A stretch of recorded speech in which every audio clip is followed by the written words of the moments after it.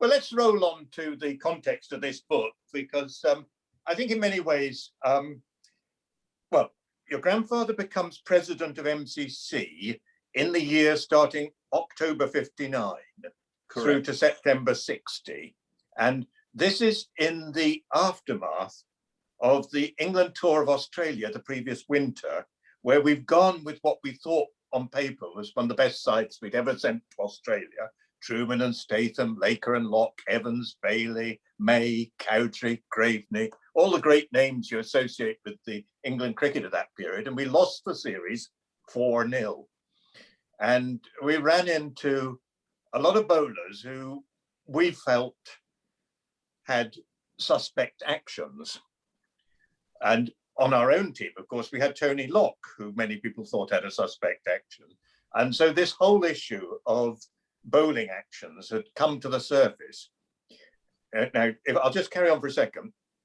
During the summer of 1960, when your grandfather is the president of MCC, the South Africans come over and they bring an opening bowler, Jeff Griffin, who is no-balled repeatedly through the early matches of the tour, and has this test at Lord's, this dramatic test where he becomes the first South African to take a hat-trick in a test match, and is no-balled 11 times, I think, and never bowls again on the tour, and is more or less drummed out of cricket.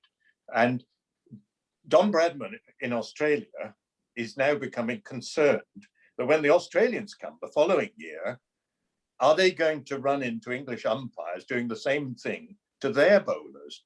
And the Australians want to get all this straight before the tour of 61. And there's an Imperial Cricket Conference meeting at Lord's during that summer. And the body of this book is taken up with the correspondence between your grandfather and Don Bradman discussing the issues relating to this. And we see Bradman, the politician, pushing his point of view. And it's a fascinating insight, both into the problems of cricket and the way it was run and dealt with matters at this time. And these letters, you have both sides of the letter, both from Don Bradman and from your grandfather. And presumably you inherited these when he died, and along with much else, presumably. Absolutely, yes, I did. When Harry died, initially, his widow stayed in the house. It was a college house, not his own house. He never owned his own property. And when my father retired from being a housemaster, we moved into a lovely college house, which is now the headmaster's house, a glorious house. And she came to live with us. And all the cricket books came to me, which was my own, very exciting, and almost complete set of Wisdom, Lillywhites, etc., etc. And a roll-top filing cabinet, which was a lovely, with drawers in it. And in it were a whole collection of papers, a lot of his speeches, and amongst them, this collection of letters. And I must have read them, I suppose, in 1971, 72, that sort of time. And I would have thought, these are very interesting, gosh, and put them back and didn't really think very much of them again. And then years go past, 30 years or so go past, and I came across them again. I thought, well, I must type these up. They're quite interesting. And ultimately sent them to you, Stephen. And I can remember your response, saying, these are publishable. I got very excited, of course. And then adds to it, I'm a member of the Hambledon Cricket Club, which meets twice a year in the spring and in the autumn. And the then president, Douglas Miller, asked me if I would be prepared to speak at a lunch. We always have a speaker. Would I speak about Harry, which I was delighted to do. And therefore the introduction to this book is based upon that talk, much expanded. And I then went through the letters and had to footnote them, and had to explain them and explain the background to them, which I find absolutely fascinating to do. One of the points to make is that the correspondence starts before the 58-9 tour, and the Don saying, we're very much looking forward to it. We think we've got a good side. And of course, they had had a very good tour to South Africa. I think 57-8, I think it was, where they had done very well under Ian Craig, who, for whatever reason, I can't remember why, didn't captain them. I think he was injured, I think. Yes, he was. Yeah. And as a result, Benno captained them, which was not expected. I think Neil Harvey expected to be the captain. Yes, yes. And anyway, they chose Benno. And Benno, of course, was a superb captain. And he was also, and I think it's very important, he was tremendously good with the press. He had, after I think the 56 tour, he had stayed in England and done a BBC course. Therefore, he understood the press, he understood the media, and was particularly good.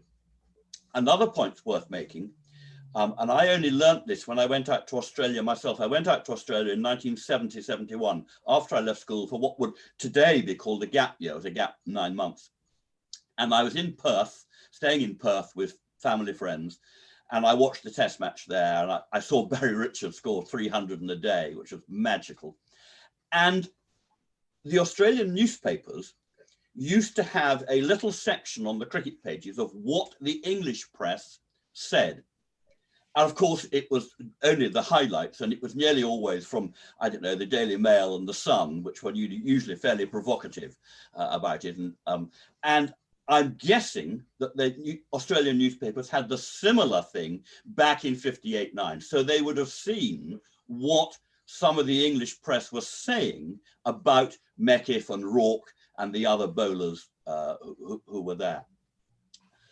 And there was enormous controversy about Mekif's action.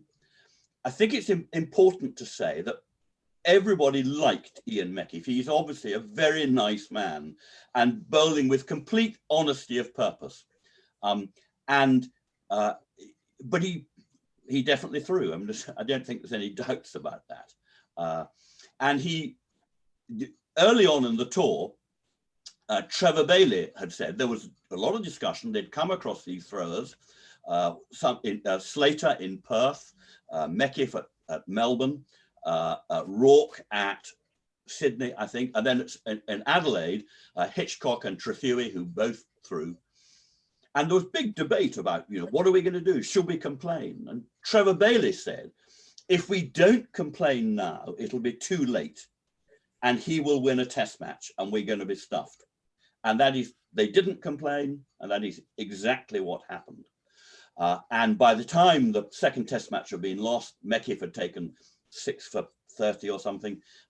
It was too late. Yeah, well, this is interesting because this wasn't a happy tour particularly, No, was it? No, it wasn't. And the crucial meeting when the chance was there to say something, for some reason, Peter May as captain was too busy to turn up to the meeting. And something much is made of this. And Freddie Brown was the manager. And I don't think it's a secret that he did have a drink problem and had to go off at certain points of the tour to dry out. And the management of the tour wasn't as successful as Geoffrey Howard's management of the tour 4 years earlier. And fascinatingly, I have to echo something you've just said. Many years ago, nearly 20 years ago, after I'd done my book with Geoffrey Howard, he gave me, before he died, a pile of airmail letters.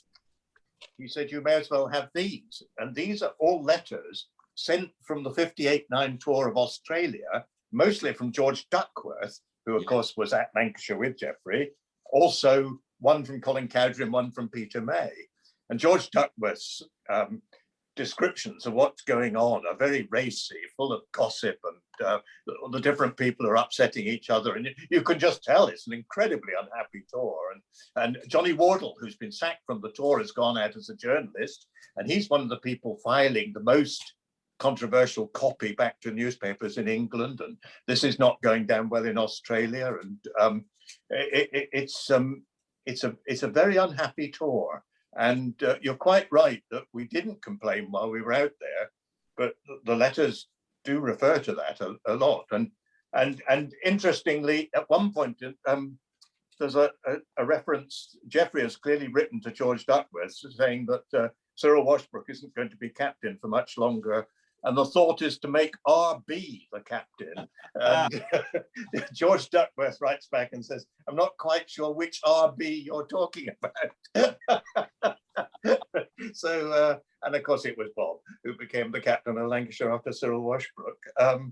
So that's the story at that stage, isn't it? So it's very interesting, Stephen. The question of the manager of those MCC tours is very interesting, and it goes back to the post-war tour, first tour to South Africa in 47, 48, I think, and which George Mann had captained, and Billy Griffith had been his vice captain. And the tour had worked tremendously well. They'd been successful on the pitch and very happy. Most tours to South Africa were very happy. The hospitality was tremendous. But it is interesting that the tour to the West Indies, Hutton's tour to the West Indies in 53, Charles Palmer had managed, had been player manager, which was not a success. And I think I'm right in saying that Len Hutton had wanted Billy Griffith to manage it. And for various reasons, I think Billy was just settling in at Lord's and hadn't been allowed to go as manager. And of course, if you go further on in time, the 65-6 Bob's tour to South Africa, which he played on, Billy Griffith was manager of that, and I think very successful. Bob will be able to tell us. Certainly, no. Billy was he was an excellent manager. He was surrounded by good people as well, in John Aiken, for example, and a good captain. So MJK, yes. no, you've got to, you really have a group when you're on a tour, don't you? It's not, I mean, the manager, if he's the only fellow kicking the ball in one direction, he's a bit isolated. But when you've got a manager, an assistant, whether you call him deputy or assistant or whatever, and the relationship with the top senior players is extremely important. So Billy was excellent. It's interesting, on the 58-9 tour, Freddie Brown did have an assistant. It was Desmond Eager, who of course was an enormous friend of Harry's. And I know that Desmond kept a diary all the way through that tour, which I have seen. I can remember not long before he died, I had dinner with Desmond at his home, and I can remember being shown around his library, and there was this diary in a large file. I suspect Patrick has it now. It would be fascinating to read it now. Again, you're absolutely right about Freddie Brown. I have to be slightly careful what I say. Freddie's second son, Richard, was an exact contemporary of mine at Marlborough. And so I wouldn't want to say anything too untoward, but I think there is a need for a reassessment of Freddie, I think, of today. He hadn't been a success as manager on the tour to South Africa. What was that, 56-7? And he wasn't a particular success on this tour. He wasn't good at handling what we might term difficult people. And Fred Truman was not the easiest of men to manage.